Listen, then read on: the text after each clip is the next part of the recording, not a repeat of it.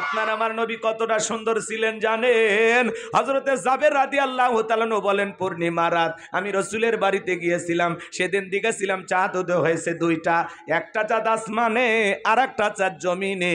হযরতে জাবের রাদিয়াল্লাহু তাআলা বলেন, আমি একবার আকাশের পূর্ণিমার চাঁদের দিকে তাকাই, আর একবার বিশ্বনবীর চেহারার দিকে তাকাই। হযরতে জাবের ডেকে বলেন, ওই আকাশের পূর্ণিমার চাঁদের চাইতেও বিশ্বনবীকে আমার কাছে বেশি সুন্দর মনে হয়।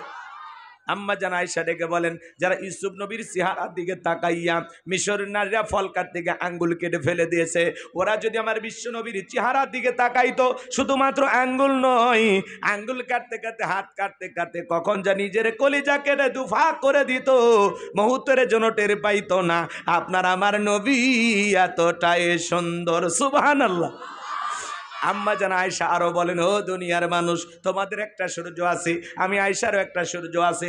তোমাদের সূর্য উদয় হয় দিনের বেলায়, আমি আয়েশার সূর্য উদয় হয় রাতের বেলায়। আম্মা জান আয়েশা ডেকে বলেন, একদিন রাতের বেলা আমি সেলাইয়ের কাজ করতেছিলাম, হঠাৎ থেকে হাত থেকে সুইটা পড়ে গেল, বাতিতে কোনো তেল ছিল না, বাতি জ্বালাইতে পারলাম না, অপেক্ষায় বৈশা থাকলাম।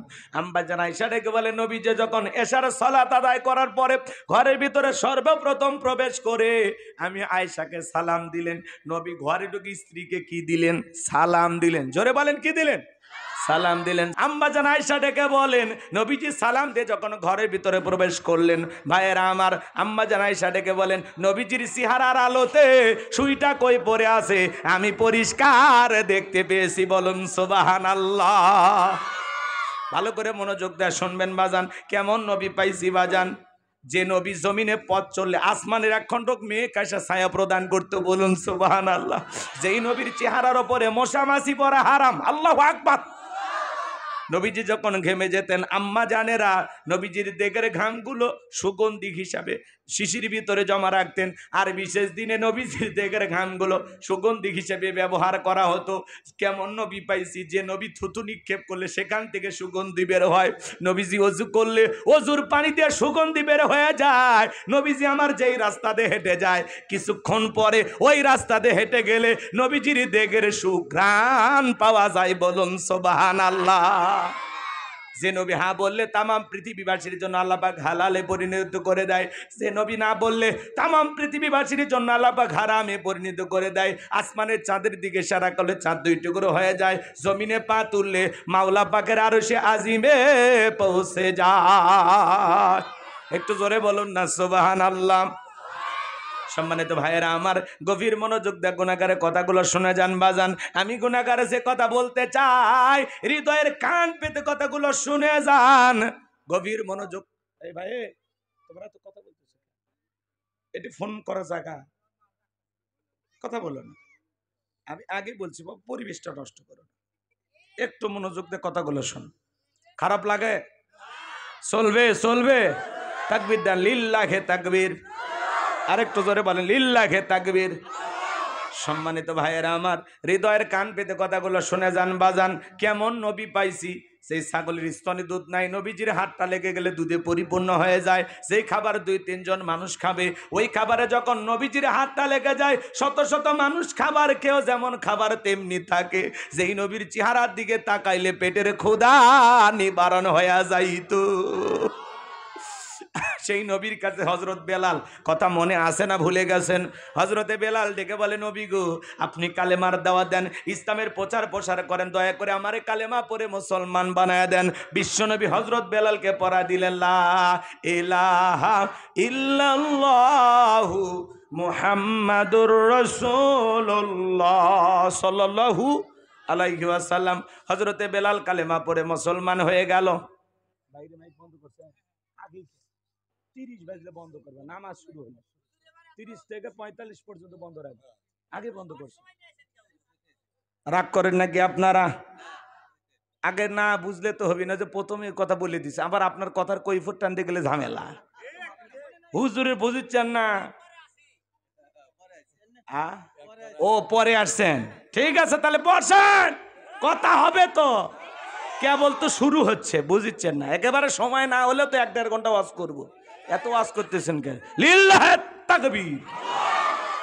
নবী আমার হজরত বেলালকে কালেমা পড়ে মুসলমান বানায় দিলেন। লা ইলাহা ইল্লাল্লাহু মুহাম্মাদুর রাসূলুল্লাহ সাল্লাল্লাহু আলাইহি ওয়াসাল্লাম। হযরতে বেলাল কালেমা পড়ে মুসলমান হয়ে গেল। নবী আমার ডেকে বলে, বেলাল, ইসলামের অবস্থা এখন ভালো না, কালেমা পড়েছো আপাতত প্রকাশ করা যাবে না। আপনারা বলেন তো বাজান, ইসলামের অবস্থা কি সব সময় ভালো থাকে? আজও তাম পৃথিবীর দিকে তাকায় দেখেন, ওই তাম পৃথিবীর জালেম আর বেঈমানের ঐক্যবদ্ধ হয়েছে ইসলাম আর মুসলমানকে মুছে ফেলে দেওয়ার জন্য। কিন্তু মনে রাখবেন বাজান, তাম পৃথিবীর জালেমেরা যতই ঐক্যবদ্ধ হোক না কেন, ইসলাম আর মুসলমানকে মুছে ফেলে দেওয়ার শক্তি কারো কি আছে? ইসলামের সুইচ আছে কার হাতে?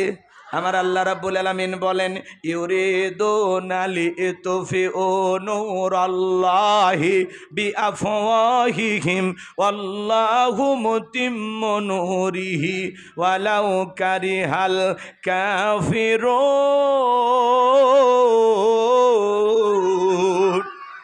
সূরা সফ আয়াত নাম্বার 8। আমার আল্লাহ রাব্বুল আলামিন জানিয়ে দিলেন, কাফেরা চায় মুখের ফুৎকারে দিনের আলোকে, ইসলামের আলোকে, কোরআনের আলোকে নিভায়া দিতে। আমার আল্লাহ ডেকে বলেন, আল্লাহু মুতিম্মু নূরিহি, এই জমিনে দিনের আলোকে, কোরআনের আলোকে, ইসলামের আলোকে আমি আল্লাহ রাব্বুল আলামিন প্রতিষ্ঠিত করে ছাড়ব। যদিও কাফের বেঈমানদের অন্তরে যত ধরনের জ্বালা যন্ত্রণা হোক না কেন, বলুন আল্লাহু আকবার। ইসলাম আছে, থাকবে কিয়ামত পর্যন্ত। কোন জালেম বেঈমানরা ষড়যন্ত্র করে ইসলাম আর মুসলমানকে বিদায় করতে পারবে না। আজও ফিলিস্তিনি জমিনে মুসলমানের রক্ত ঝরে, আজও চীনের উইগুরে মুসলমানদেরকে হত্যা করা হয়, আজও কাশ্মীরে মুসলমানদের রক্ত নিয়ে খেলা করা হয়, আজও গরুর গোশত খাওয়ার অপরাধে ভারতে মুসলমানদেরকে হত্যা করা হয়। বাংলার জমিনের দিকে তাকায় দেখলেন, যারা মুসলমানের রক্ত নিয়ে খেলা করেছিল, এদেশের সোনার মানুষদেরকে ফাঁসির দড়িতে ঝুলিয়েছিল, শাপলা চত্বরে এতিম হাফেজ আলেম বাচ্চাদেরকে যারা হত্যা করেছিল, যাদের হাতে হাজার হাজার মুসলমানের রক্ত লেগেছিল, আজ তারা ক্ষমতার চেয়ার তুলে পালিয়ে গেছে। কথা বলেন ঠিক কিনা? আজকে তাদের ঢাকা ধানমন্ডি 32 ভেঙে জনগণ গুড়িয়ে দিয়েছে রাস্তার সাথে। এই যে তাদের কর্মের ফল, এটা হলো জনগণের রাগ ক্ষোভের বহিঃপ্রকাশ। আর তারা যে 16 বছর যে কর্ম করেছে, এটা হলো তাদের কর্মের ফল। সেখানে ধানমন্ডিতে আয়না ঘর পাওয়া যাচ্ছে নিচের দিকে কয়েকতলা বিল্ডিং এ। চিন্তা করা যায় বাজান, ছোট ছোট রুম, সেখানে বালিশ আছে থাকার মতো। তার মানে কি বুঝলেন? ভেজাল আছে না নাই? ধানমন্ডি 32-এর নিচে আয়না ঘর খুঁজে পাওয়া যাচ্ছে। তাহলে যারা এত জুলুম করেছিল, অত্যাচার করেছিল, আজ ওই বিল্ডিং গুলো থেকে মনে হয় মানুষের আত্মচিৎকার ভেসে আসে। এরা এতটা ভয়ঙ্কর ছিল, হাজার হাজার মানুষের রক্ত নিয়ে জীবন নিয়ে যারা খেলা করেছিল, দেখেন তো তাদের জীবনের পরিণতি এমনটা করে দিলেন তিনি কে? এজন্য বাজান বড়াই করতে নাই, অহংকার করতে নাই। তারা বড় বড় কথা বলতো, পালাবো না, হারাবো না। আমরা বারবার বললাম, ম্যাডাম পদত্যাগ করেন। আল্লাহ বলে, কিসের পদত্যাগ? এরা যে অন্যায় অপরাধ করেছে, শুধু পদত্যাগ না, আমি আল্লাহ এদেরকে দেশ ত্যাগ করতে বাধ্য করব। বলেন আল্লাহু আকবার। ইন্না বাতশা রাব্বিকা লাশাদীদ, আল্লাহর পাকড়াও বড় কঠিন। আল্লাহ ধরে না, যেদিন ধরবে মামু বাড়ি দিল্লি গিয়ে পড়বে। কথা বলেন ঠিক কিনা? আবার মাঝে মাঝে কল রেকর্ড ফাঁস হয়, এক বক্তব্যে গদি শেষ, আর এক লাইফে বাড়িটাও শেষ। কথা বলেন, এক বক্তব্যের কারণে ক্ষমতার চেয়ার শেষ, আর একটা লাইভ করতে আইসে বাড়িটাও শেষ হয়ে গেল। এই জন্য বাড়াবাড়ি করবেন না। বিদেশে আছেন, ভালো থাকেন। আর ওই দেশে যদি জায়গা না হয়, মাঝে মাঝে বলেন দেশের কাছে এসে শর্ট করে ঢুকবো। আমরা বলবো, যাওয়ার আগে তো বলে যাননি, আসার আগে এত নাটক কেন? আপনি যে দিক দিয়ে মন চায় আপনি আসেন, আসেন।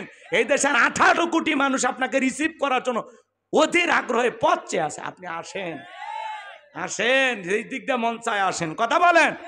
বুবু আইবা, তুমি আইবা গো, সেই দিন আইসা বুবু ক্ষমতা পাইবা না। ও বুবু আইবা, তুমি আইবা গো, সেই দিন আইসা বুবু ক্ষমতা পাইবা না। খোঁজ নাই বহু কাদের কাকার, অবস্থা খারাপ দরবেশ বাবার, হাও নাঙ্কেল এখন সামনে আসে না।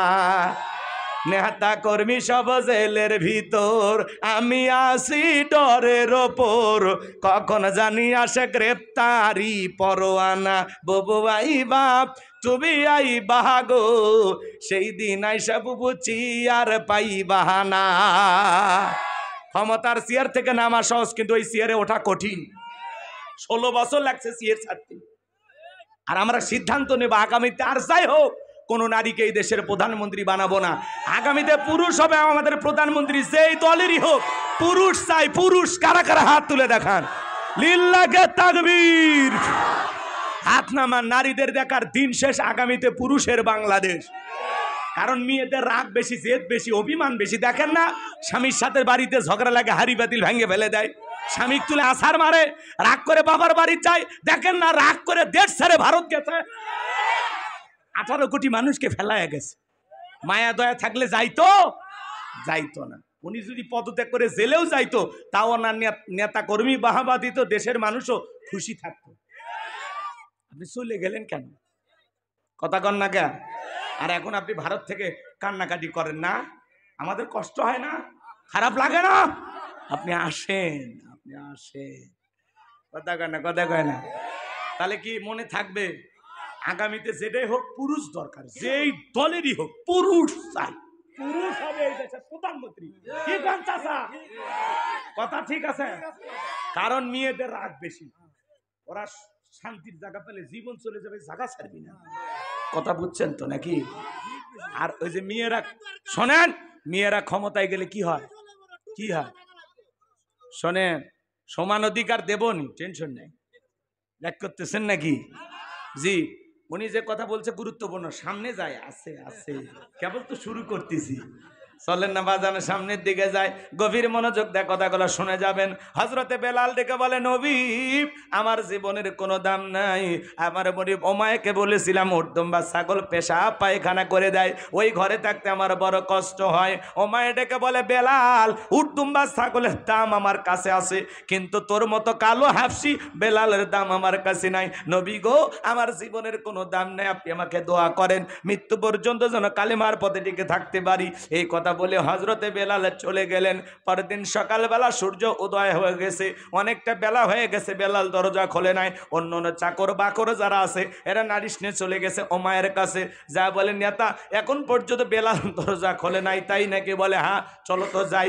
দরজায় ডাক দেয়, এ বেলাল দরজা খোল। হযরতে বেলাল দরজা খোলে না, জোরে করে ধাক্কা মারছে যখন দরজা খুইলা গেছে, তখন এইবার ওমায়ে তাকায় দেখে যেই রাত্রিতে হযরতে বেলাল কালেমা পড়ে মুসলমান হয়েছে, ওই রাত্রিতে একটা উর্দম বা ছাগলের কাছে কোনো পেশাব পায়খানা নাই। জোরে বলেন মারহাবা।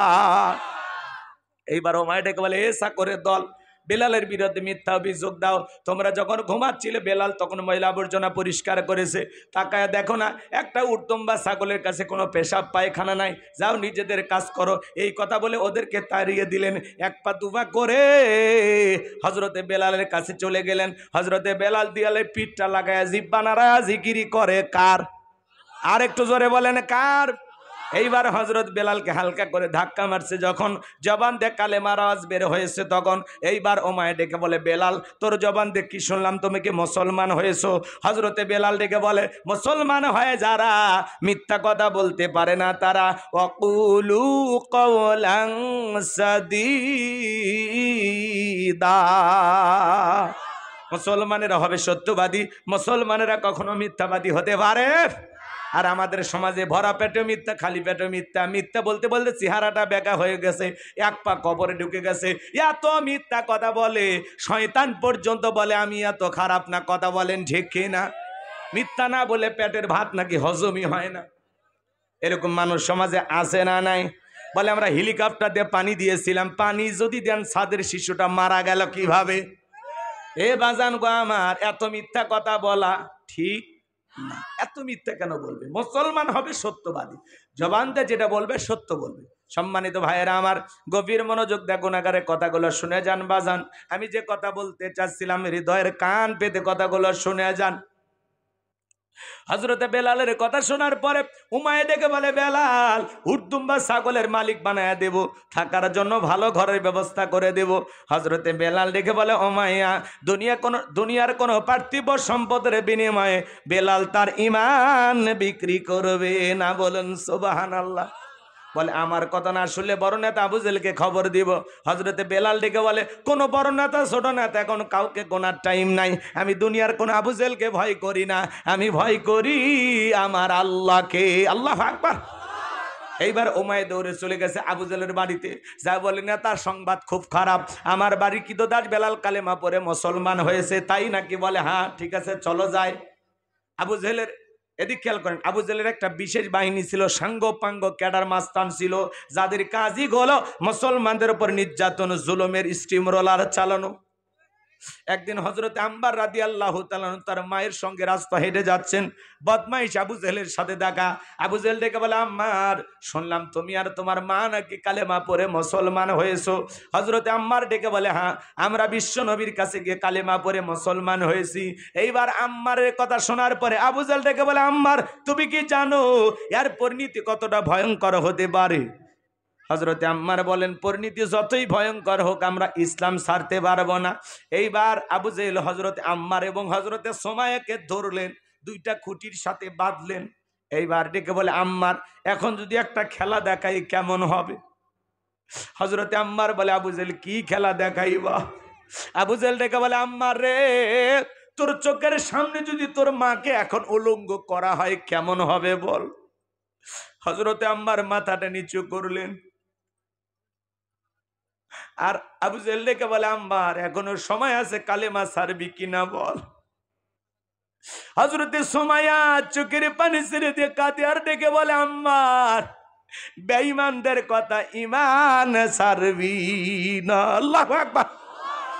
আবু জেহেল দৌড়ে চলে গেল সুমাইয়ার কাছে, আঘাত করতে করতে এক টানে দেহ থেকে কাপড়গুলো খুলে ফেলে দিলেন। হযরতে সুমাইয়া জমিনের উপর লুটিয়ে পড়লো। আবু জেহেল আঘাত করতে লাগলো, চাবুক দিয়ে পিটাইতে লাগলো, আর ডেকে বলে, এই আম্মারের মাথাটা উঁচু করে ধরো। হযরতে আম্মারের মাথা যখন জোর করে উঁচু করে তুলে ধরা গেল, আম্মার মনে মনে বলে, আল্লাহ এখন যদি জমিনটা ফাঁক হয়ে যেত তবুও ভালো ছিল এই দৃশ্য দেখার আগে। হযরতে সুমাইয়া ওই পজিশন থেকে সন্তানকে ডেকে বলে, আম্মার ঘাবড়াবি না, মন খারাপ করবি না, বেঈমানদের কথাই তবু ঈমান ছাড়বি না।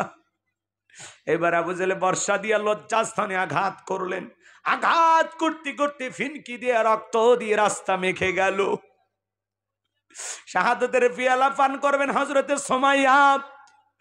মৃত্যুর সময় চলে আসছে, ওই সময় সন্তানকে ডেকে বলে, আম্মা খবরদার বেঈমানদের কথা ঈমান ছাড়বি না। আমি শাহাদাতের পিয়ালা পান করতেছি, ও আমার সন্তান আম্মার, আমি আমার নাকে জান্নাতের সুঘ্রাণ পাইতেছি। তোমারে আমি বলে যাই আম্মার, ওই বেঈমান আবু জেহেলের কথা ঈমান ছাড়বা না। আল্লাহু আকবার। সাহাবায়ে কেরামদের ঈমান আমল কতটা মজবুত ছিল। বাবা মুসলমান, দাদা মুসলমান, এই সূত্রে আমরা আপনি মুসলমান, কিন্তু প্রকৃত মুসলমানের দায়িত্বটা কি আমরা এখনো বুঝি না। মুসলমান হয়ে জমিনে টিকে থাকতে গেলে কত পরীক্ষা দেওয়া লাগে আমরা জানি না। কথা বলেন। একটু অবস্থা খারাপ হয়ে গেলে আমরা দাড়ি কেটে মুসলমান বলে, টুপিওয়ালা ধরতেছে তখন টুপি পরে না কিছুদিন। কথা তালে তাল মিলে চলে, আছে না নাই বাজান? সুবিধাবাদ জিন্দাবাদ। বৃষ্টি যেই দিকে ছাতা দয় সেদিকে গুলালু মার্কা মুনাফিক। কথা বলে, তাল মিলে চলে, যেই দল আসে সেই দলের সাথে তাল মিলে। আমরা তো কখন আপনাদের বিরুদ্ধে বলি না, কথা কয় না, কি তেলটা মারে, আছে না নাই? হক কথা বলা লাগবে বাজান, অবস্থা যেমনই হোক চলেন না সামনের দিকে যায়। আবু জেহেল তার সাঙ্গ পাঙ্গ ক্যাডার মাস্তান নিয়ে চলে গেল, আজও তামাম পৃথিবীর জমিনে তাকায় দেখবেন এ আবু জেহেলের মতো এখনো সমাজে বিশেষ একটা বাহিনী থাকে যাদের কাজই হলো টুপিওয়ালা দাড়িওয়ালা ইমানদার আলেম দিলেও আলেম ওলামাদের উপর নির্যাতন জুলুম চালানোর কথা বলেন ঠিক কি না? ওদেরও বিশেষ বাহিনী থাকে, ওদের বিশেষ ঘর থাকে, আয়না ঘর আছে না নাই? এ বাজান দিল দিয়া কথাগুলো বোঝার চেষ্টা করবেন। এবার আবু জেহেল ডেকে বলে বেলাল এই দিকে আয়, এসব কি শুনছি তুমি নাকি আব্দুল্লাহর বেটা মুহাম্মদ সাল্লাল্লাহু আলাইহি সাল্লামের দলে নাম লেখাইছো?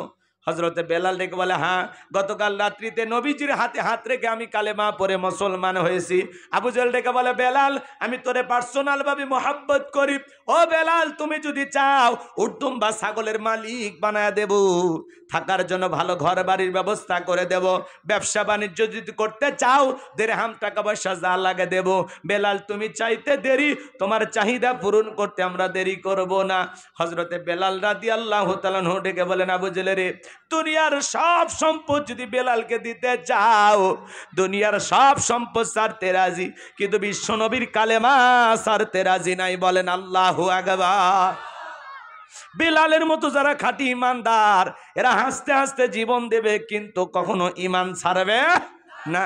আর আমাদের সমাজে তাকায় দেখেন বাজান, টাকা যেই দিকে ওদের ফতুয়া সেই দিকে, টাকার জোরে ওদের ফতুয়া ঘরে। টাকা পাইলে বৈধকে অবৈধ বলে চালিয়ে দেয়, আর অবৈধকে বৈধ বলে চালিয়ে দেয়। টাকার জোরে ওদের ফতুয়া ঘরে, টাকা পাইলে বাতিলের 5 আটা গোলাম হয়ে যায়। এক প্যাকেট বিরিয়ানি পাইলে কয় ম্যাডাম আপনি জান্নাতি। কথা কন না কেন? এরকম ওজন নাই? রাগ করে বউ তালাক দিছে, বউ তো রাগ করে মানুষ তালাক দেয় নাকি? সিরাজগঞ্জ শহর থেকে 2 কেজি জিলাপি, তারপরে দই মিষ্টি, ফল ফুট, তারপরে গরুর গোস, দেশি মুরগি সব নিয়ে আসে বউরে আরামা এসে খাওয়াইয়া মুখে মিষ্টি তুলে দেয় আর বলে সোনা এত আদর কেন করতেছিস জানিস আজকে তোরা তালাক দেব। এরকম আদর করে কেউ তালাক দেয় নাকি রাগ করে তালাক দেয়? কথা বলেন। আর যুবক যারা আছো রাগ করে বউ তালাক দিও না। কথা কয়, রাগ করে বউ তালাক দেয়, পরে আবার 2টা সিগারেট খাওয়ার পরে মাথা যখন ঠান্ডা হয় তখন বলে 2-3টা বাচ্চা আছে, কি করে মুফতি সাহেবের কাছে ধরে হুজুর 2টা বাচ্চা আছে হুজুর, একটা বার দেখেন হুজুর। কথা কয়, হুজুর তো কয় না ভাই এটা হবি না, এটা সম্ভব না। আমি এমনি বলতেছি আপনাদেরকে বোঝানোর জন্য, রাগ কইরেন না। তালাকের মাসালা খুব জটিল, উদাহরণ দিতেছি কথা বোঝানোর জন্য। তো হুজুরের হাতে যখন 2-4 হাজার টাকা ধরা দেয়, হুজুর যখন টাকা পায় তখন বলে ও ঠিক আছে। আসলে দেখেন মানুষ মাত্রাতে ভুল হয়, আল্লাহ বিশাল দয়ালু। এই একবারই তো না, তাহলে তওবা তাকে তা করে আর একবারে রিস্ক নেওয়া যায়। টাকা পাইছে যে ও তু চেঞ্জ। কথা কর। রাগ করে যদি কেউ একটা মানুষের পেটে ছুরি চালায় দেয় আর লোকটা যদি মারা যায়, রাগ চলে গেলে অবশ্যই মৃত ব্যক্তিটা আবার জীবিত হবে। কি ভাই? রাগ করি তো মানুষ বউ তালাক দেয়, তুই তালাক, তোর মা বোন সব তালাক, বিয়ে করছে বউ, তোর শাশুড়ি কেমনে তালাক দেয়? এরকম মানে আছে না নাই? মাথা গরম। এই তোর মাথা এত গরম হয় বউ তালাক না দিয়া, তোর মাথা গরম হয়েছে বউয়ের ওপর, ঠিক আছে 7 দিন যা বান্দরবন থেকে, মাথা ঠান্ডা হলে বাড়িতে আসিস। কথা কন। তোমার মাথা এত গরম হয়েছে 7 দিন পুকুরে ডুবে থাক, মাথা ঠান্ডা হলে বাড়িতে আসিস। মাথা গরম হইলে আর কিচ্ছু না, খালি তালাক দেওয়ার কথাই মনে হয়। বিয়ে করার আগে তালাকের মাসালা জানবা, কি কি কারণে বউ তালাক হয়। কথা কন। তুমি দুনিয়ার সব বোঝো, খালি এই জায়গা দেশে দুর্বল হও না। রাগ করবেন না, করতেছেন রাগ? চলেন না বাজান সামনের দিকে যায়। যে কথা বলতে চাচ্ছিলাম গভীর মনোযোগ দিয়ে শুনবেন। আর যাই হোক, বউকে গালি দেন, 2 দিন বাড়িতে না আসেন, বউকে বাপের বাড়ি পাঠায় দেন, নানান ধরনের ঝামেলা করেন, কিন্তু খবরদার তালাক দেবেন না। ওটা হলো শেষ সিদ্ধান্ত। তার মানে আপনি আপনার বউয়ের সাথে আর থাকতে চাচ্ছেন না, এই জন্য শেষ কথাটাই হলো তালাক। এই সিদ্ধান্তটা নেওয়ার আগে খুব চিন্তা ভাবনা। অধিকাংশ মানুষ প্রায় দিনই ফোন আসে, হুজুর এই ব্যাপার, এই ঘটনা, আমি রাগ করে আমার বাচ্চাখানে 2-3টা থাপ্পড় মারছে, আমি আর সহ্য করে পারিনি, যে আমারই বাচ্চাকে মারলি, যা তোরই তালাক দেবো। আচ্ছা, মা যদি সন্তানকে মারে সেই জন্য কেউ বউ তালাক দেয়? হ্যাঁ, পাগল ছাগল এরকম আছেন, মানে মাথা ঠিক নাই। মানে ওই সময় মেজাজটা কন্ট্রোল করতে হবে। হ্যাঁ কি হয়েছে বাজান, রাগ করেন? বলবো বলবো, চলেন না সামনের দিকে যায়। তাহলে টাকার কারণে ফতুয়া এদিক সেদিক হয়ে যায়, টাকার জোরে ফতুয়া ঘরে, কথা ক্লিয়ার না ভেজাল আছে?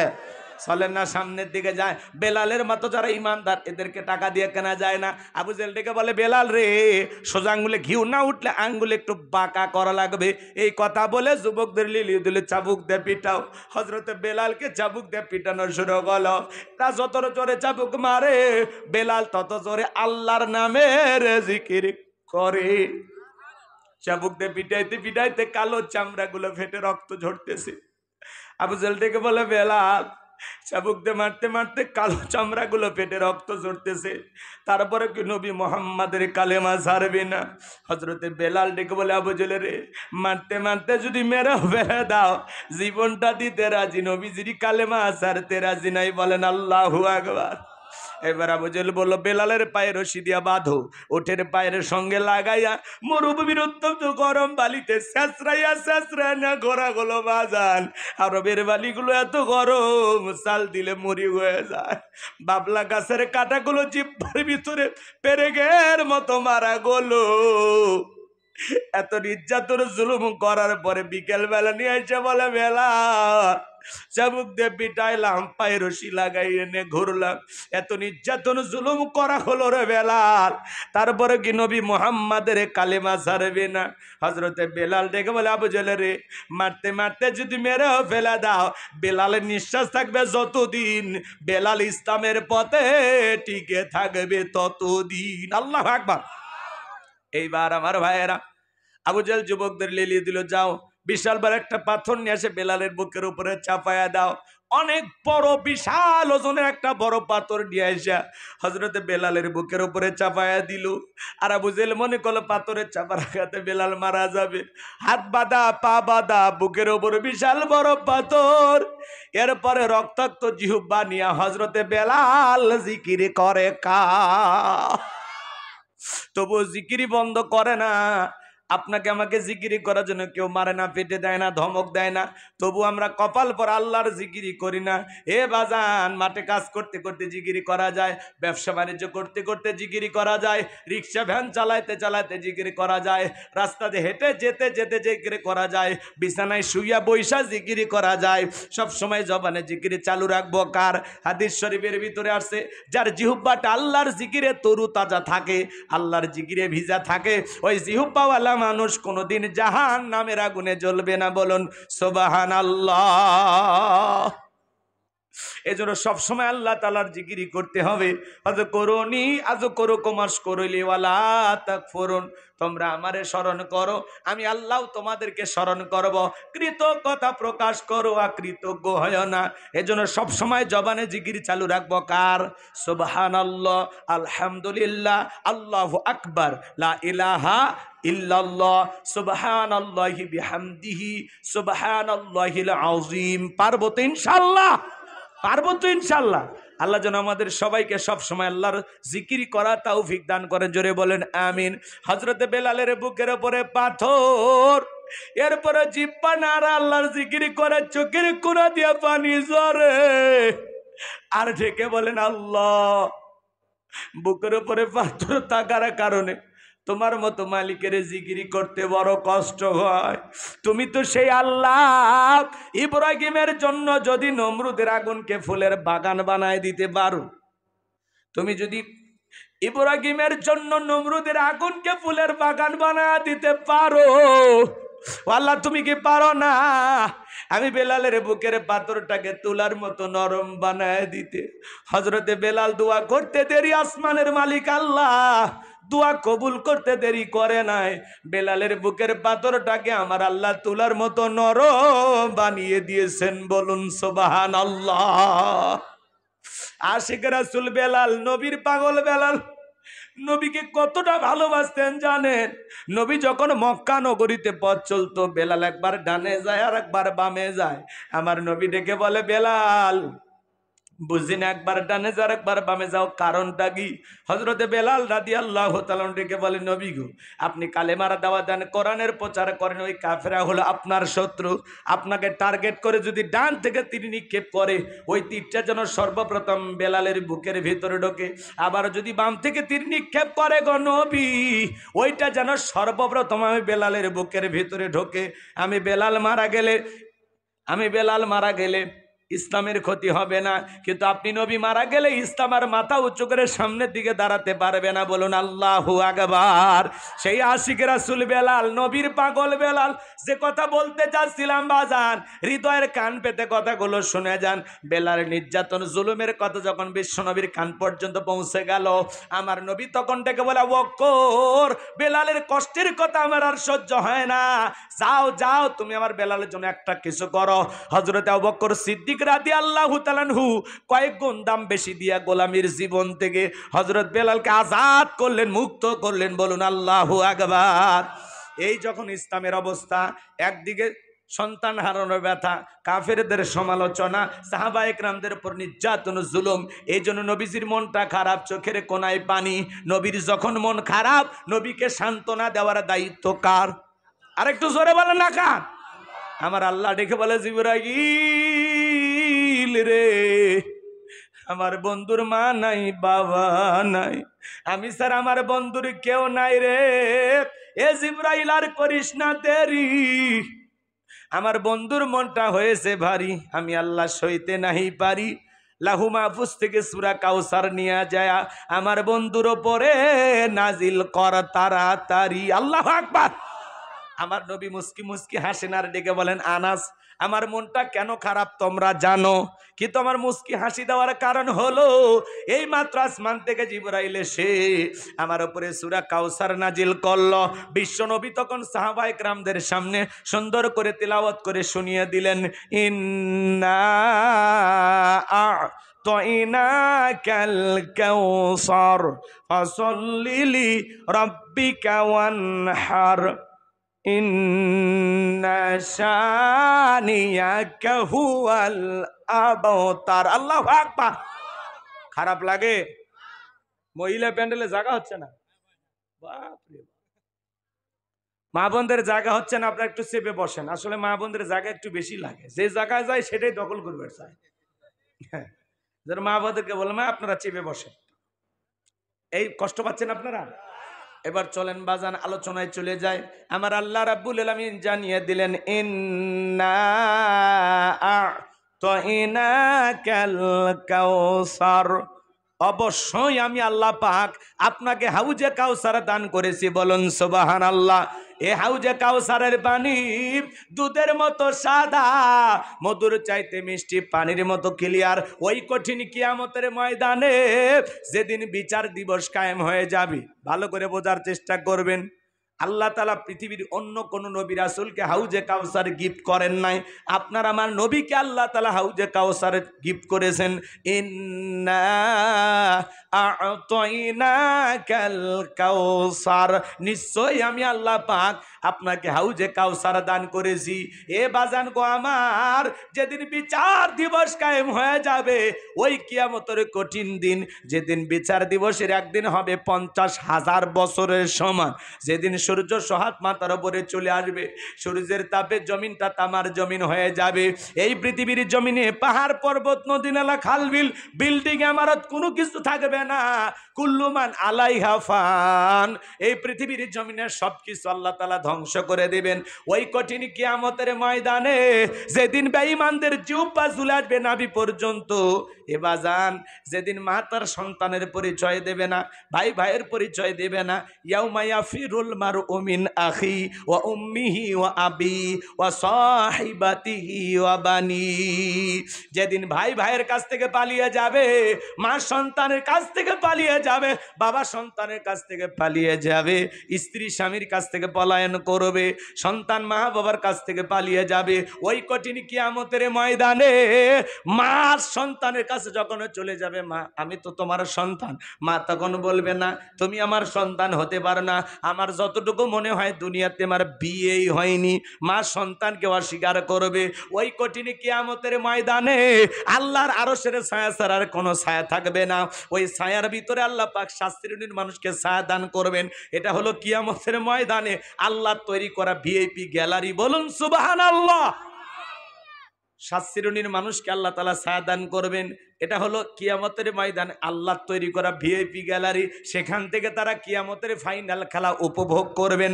দলে দলে মানুষ পানি পানি বলে চিৎকার মারবেন আর বিশ্ব নবীর দিকে যাবেন হাউজে কাউসারের পানি পান করার জন্য। কিছু মানুষের চোখের সামনে আল্লাহ তাআলা পর্দার আবরণ তৈরি করে দেবেন।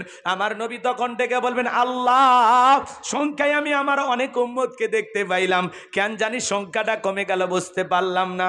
আমার আল্লাহ তখন থেকে বলে, বন্ধু পাইকারি দরে সবাইকে আপনি হাউজে কাউসারের পানি পান করাইতে পারবেন না।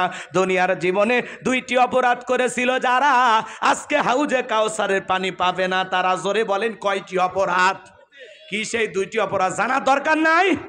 আপনার আমার ভিতরে 2টা অপরাধ থাকে। কোন 2টা অপরাধ করলে হাউজে কাউসারের পানি পাওয়া যাবে না? কারা শুনবেন? হাত তোলেন দেখি। তাকবীর দান, লিল্লাহি তাকবীর। হাত নামান আমার ভাইরা। কি সেই 2টি অপরাধ? একটু পরে বলতেছি, মনোযোগ দিয়ে কথাগুলো শুনে যান বাজান। ওই কঠিন কিয়ামতের ময়দানে হাউজে কাউসারের পানি পান করার জন্য মানুষ বিশ্ব নবীর দিকে রওনা করবেন। এদিকে এদিকে শুনে শুনে হযরত আবু বকর সিদ্দিক রাদিয়াল্লাহু তাআলা পিয়ালা ভরায়া দিবেন। সুবহানাল্লাহ বলেন। মাঝখানে দাঁড়িয়ে থাকবেন হযরত ওমর। হযরত ওমর বিশ্ব নবীর হাতে দিবেন আর নবীজি তার আদরের উম্মতদেরকে খুঁজে খুঁজে হাউজে কাউসারে পানি পান করাবেন।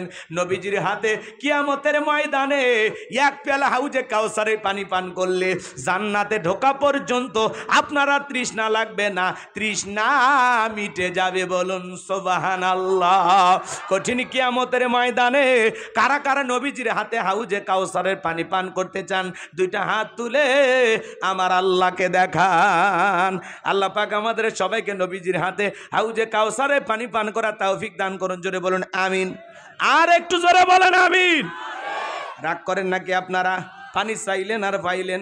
আল্লাহ যেন কিয়ামতের ময়দানে আমাদের সবাইকে নবীজির হাতে হাউজে কাউসারে পানি পান করা তৌফিক দান করুন। জোরে বলুন আমিন।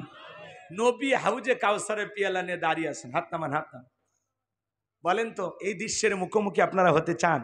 নবী কিয়ামতের ময়দানে আপনাকে আমাকে হাউজে কাউসারে পানি পান করাবেন। সুবহানাল্লাহ। সেই সৌভাগ্যবান ব্যক্তি তারা যারা এই পিয়ালা পর্যন্ত যাইতে পারবে। এই দৃশ্যের মুখোমুখি আপনারা হতে চান? রাসূল পানি নিয়ে দাঁড়িয়েছেন, নবীজিকে দেখা হবে, নবীজির হাতে হাউজে কাউসারের পানি পান করা হবে। কি সৌভাগ্যবান ব্যক্তি তারা। সুবহানাল্লাহ বলেন। কিন্তু পানি চাইলেই তো পাওয়া যাবে না। আমি আপনাদের এলাকায় আসলাম, উদাহরণ দিচ্ছি কথা বোঝানোর জন্য। একটা ছেলের হাতে কিছু চকলেট দিলাম, দিয়ে বললাম, বাবা ভাতিজা একটু আমার জন্য 1 বদ্দা পানি এনে দেবে, একটু উজু বানাও। ওই ছেলেটা চকলেট পেয়ে মারছে দূর, মাঝখানে আসার খাইয়ে পড়ে গেছে, হাঁটু ছিলে গেছে, রক্ত বের হয়ে গেছে। কিছু চকলেট থাকার কারণে উঠে দাঁড়াইছে, দাঁড়াইয়া বদনা ভরিয়া পানি নিয়ে আমার সামনে হাজির। আমি তখন বললাম, বাবা এই পানি টান দিকে তোমার কষ্ট হয়েছে, মাঝখানে আসার খাইয়ে পড়ে গেছো। ওই ছেলেটা চকলেট থাকার কারণে বলতেছে, আমি এরকম কত পড়ে যাই, আমার কিছুই হয় না।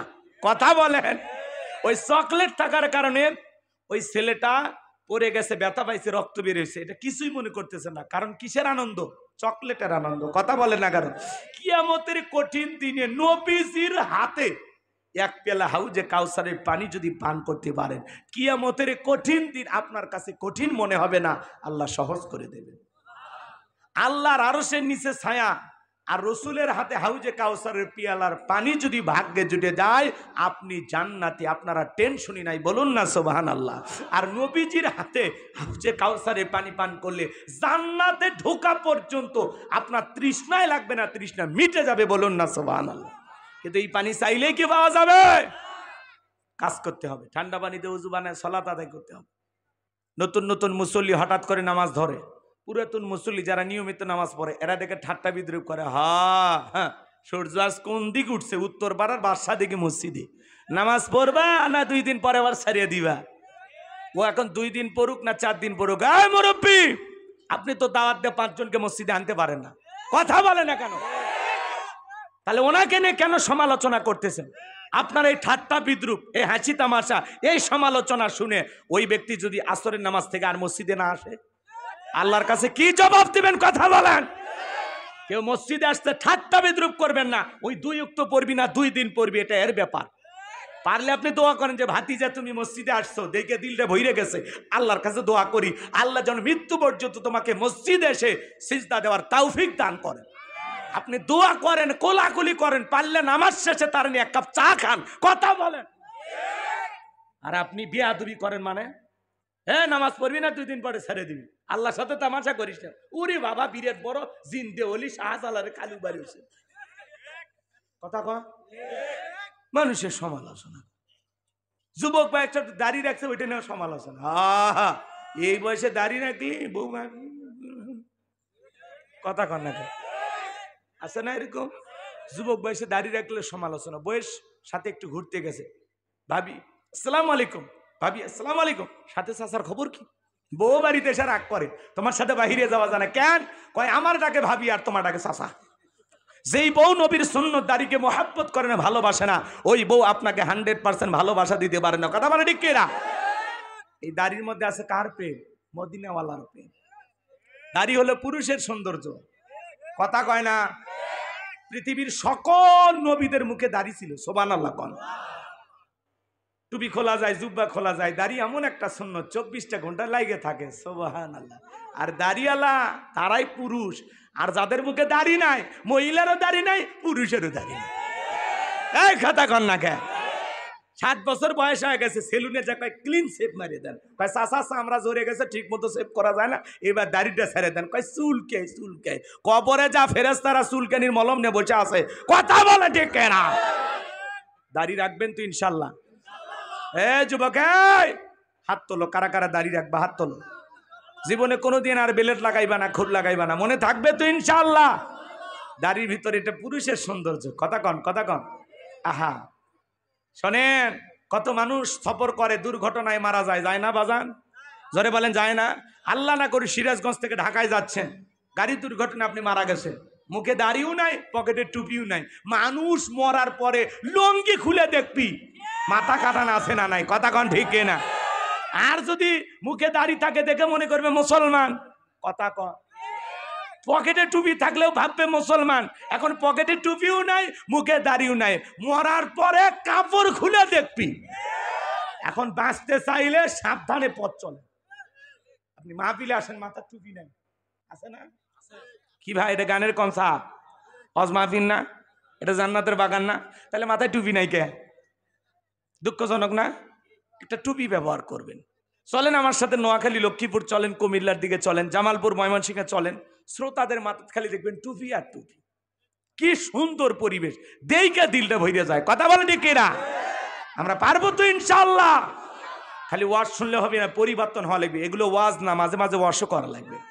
রাগ করেন আপনারা? এবার চলেন, হাউজে কাউসারের পানি চাইলেই তো পাওয়া যাবে না। হাউজে কাউসারের পানি পান করতে হলে কাজ করতে হবে 2টি। 2টি আঙ্গুল তুলে বলেন তো, কাজ করতে হবে কয়টি? 2টি। আরো জোরে আত্মামান। শোনেন, হাউজে কাউসারের পানি পাবে না তারা 2টি অপরাধ করবে যারা। আর হাউজে কাউসারের পানি পান করতে গেলে আবার 2টি কাজ করতে হবে। নবীজির ছেলেগুলো কেন মারা গেলেন? কি সেই 3টি কারণ। আর আপনার আমার দাম্পত্য জীবনে স্বামী স্ত্রী কিভাবে ভালো থাকবো? কয়টি সুন্নত? 4টি সুন্নত। এই কথাগুলোকে আপনারা সত্যি শুনবেন মন দিয়া? কারা কারা শুনতে আগ্রহী 2 হাত তুলে আল্লাহকে দেখান তো দেখি। একটা তাকবীর দেন জোরে, লিল্লাহি তাকবীর। আর সোজা করেন, সোজা করেন। ওয়াজ কিন্তু শেষ হয়নি, ওয়াজ যদি আরো কিছুক্ষণ চলে, 40-50 থাকবেন তো ইনশাআল্লাহ? নাকি বাড়ি যাবেন? তাহলে হাতটা সোজা করেন, সোজা করেন। কেউ হাত ব্যয় করেন না, হাত সোজা করেন।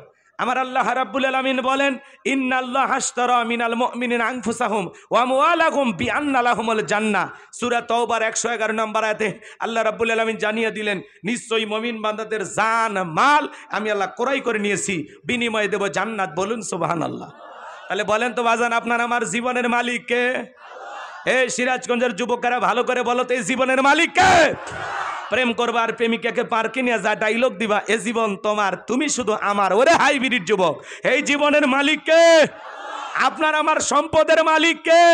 আল্লাহর দেয়া জীবন, আল্লাহর দেয়া সম্পদ আল্লাহর পথে খরচ করতে রাজি আছেন তো মুসলমান? রাজি আছেন তো ইনশাআল্লাহ?